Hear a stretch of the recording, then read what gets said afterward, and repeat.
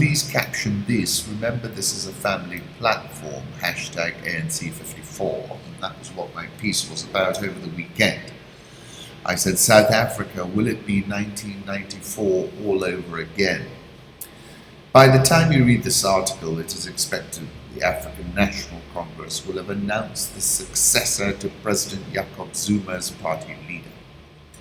The ANC has ruled the Rainbow Nation since the end of apartheid, and whilst Mmusi Maimane of the Democratic Alliance and Julius Malema of the EFF have chipped away at the ANC's support, leadership of the ANC still translate automatically into the presidency, as the erudite and sophisticated Thabo Mbeki found out when Zuma decapitated Mbeki in 2009.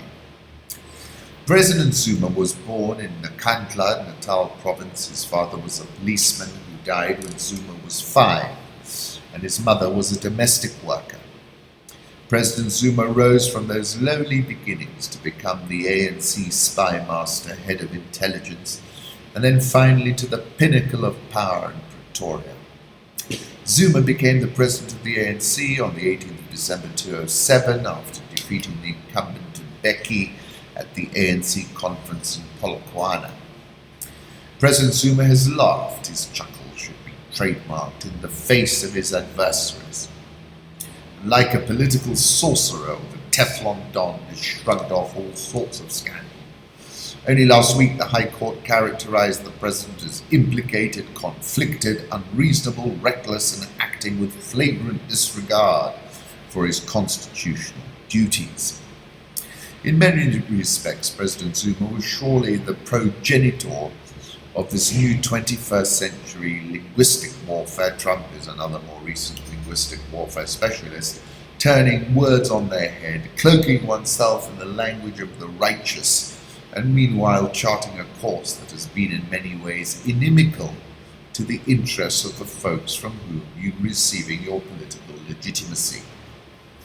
His farewell speech on Saturday was a perfect example. Zuma's period at the helm has seen South Africa junked by one ratings agency, a rand in decline, and occasionally spectacular and extraordinary dives, and almost as many finance ministers as wives. Jacques, Paul's bestseller and potboiler, The President's Keeper, affords deep insights into a cast of shadowy operatives which stretched from the likes of Shabir Sheikh to the Gupta brothers. Goldman Sachs' Chris Coleman described this Sunday's choice of leader, well, let's move into Monday, as follows. What is certain, therefore, is that the ruling party's conference will be a binary moment for South Africa's political and economic future. An era of inflows, fixed capital investment, and a broad rally in asset prices can be expected to follow a market-friendly outcome.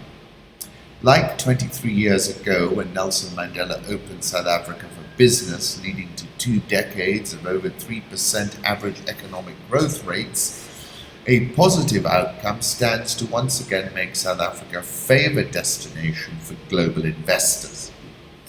The markets rallied the rand big into Friday. On Friday, the rand moved a whopping, I said 2%, but I think it was closer to 3%.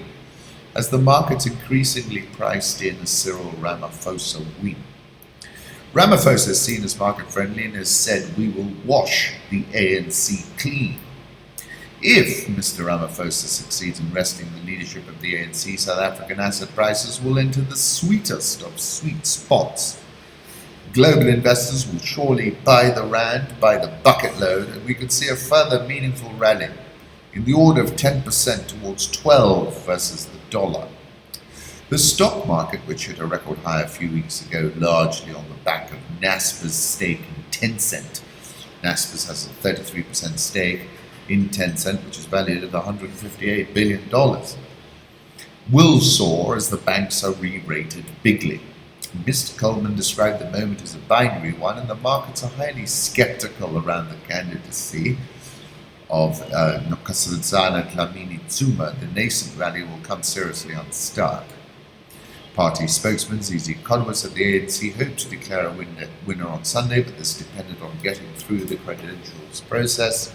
or vetting the eligibility of the delegates. Mr. Ram, I finally said, we can all remember the moment when Nelson Mandela came out of prison, blinking into the sunlight and assumed the leadership of the Rainbow Nation. Mr. Ramaphosa could well be the ignition for returning South Africa back to that incredible moment full of promise. Dlamini-Zuma won't. That's the binary outcome. This is a photograph of the President Zuma, who I call the laughing political sorcerer. December 2015, I said the markets are not interested in Zuma's explanations. They are seeing a South African president who has gone rogue. On that heady day in 1994, when Mandela was sworn in as president, it felt as if anything was possible.